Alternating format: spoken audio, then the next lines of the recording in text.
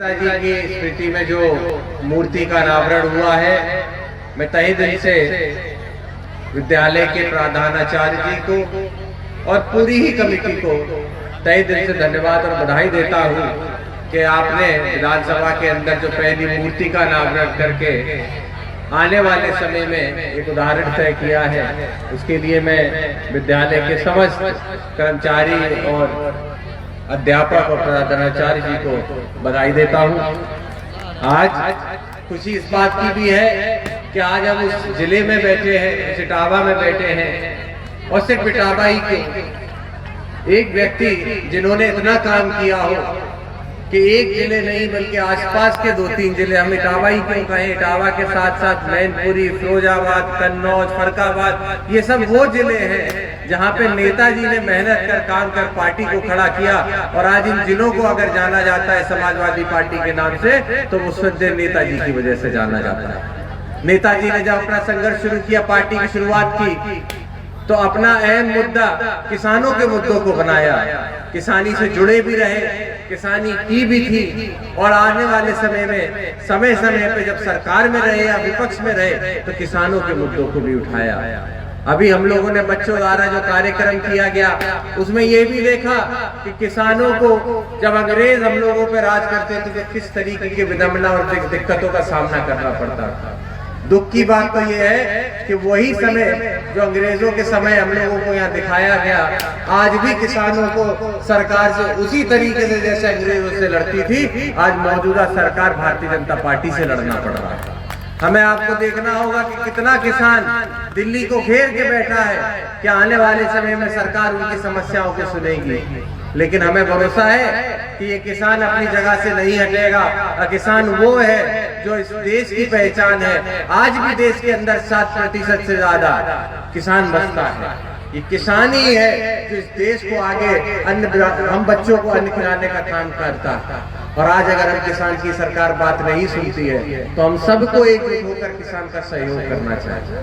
मैं समझता हूँ यही सबसे बड़ी श्रद्धांजलि नेताजी के लिए होगी जब हम उन किसानों का सहयोग करें।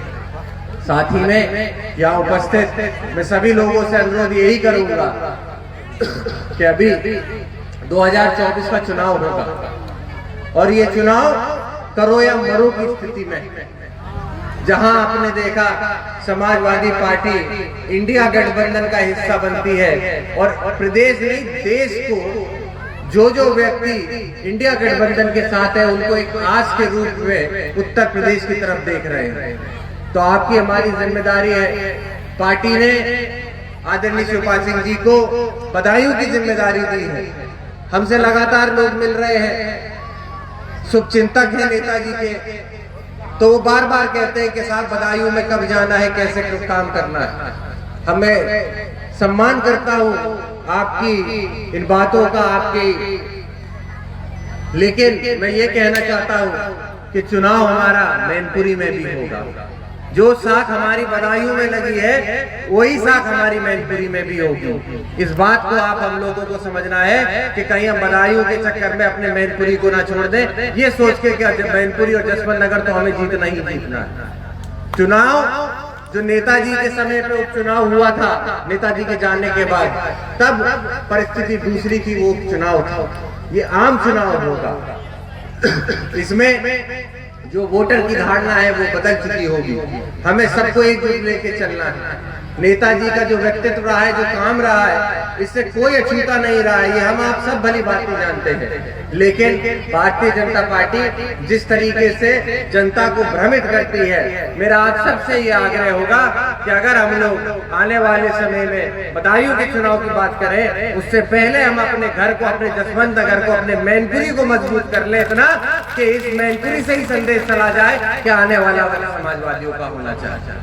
मेरा आप सबसे अनुरोध होगा कि 2024 की लड़ाई में आप सब अपना सहयोग समाजवादी पार्टी को दें। यहाँ बैठे वो नेता है, वो चेहरे हैं जो अपने गांव में अगर मेहनत कर ले, अपने गांव में 4 दिन भी घूम लेंगे, तो मैं समझता हूँ यहाँ पे 1.5 लाख 2 लाख का फर्क का अंतर हम लोग मेहनत करके ला सकते हैं। तो आप सबसे मेरा अनुरोध होगा कि एकजुट होकर हम लोग समाजवादी पार्टी को मजबूत करें।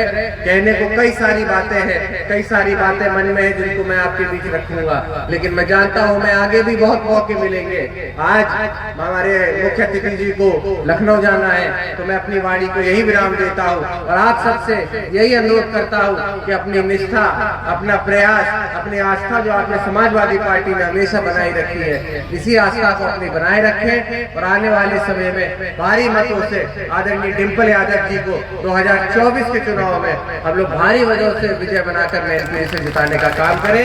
एक बार पुनः आए हुए सभी अतिथियों का, सभी हमारे सम्मानित बुजुर्गों का, छोटे छोटे बच्चों का जिन्होंने यहाँ कार्यक्रम किया, बहुत अच्छे अच्छे कार्यक्रम जो समाज के हमारे दिक्कतें विडम्बनाएं उनको यहाँ दर्शाने का काम किया। मैं आप सबका धन्यवाद देता हूँ। सांस्कृतिक प्रकोष्ठ के जो हमारे साथी हैं, जो समय समय पे पब्लिक को बांधने का आप लोग काम करते हो, आप लोगों को भी मैं तहे दिल से बधाई देता हूँ। आप सभी लोगों का बहुत बहुत धन्यवाद।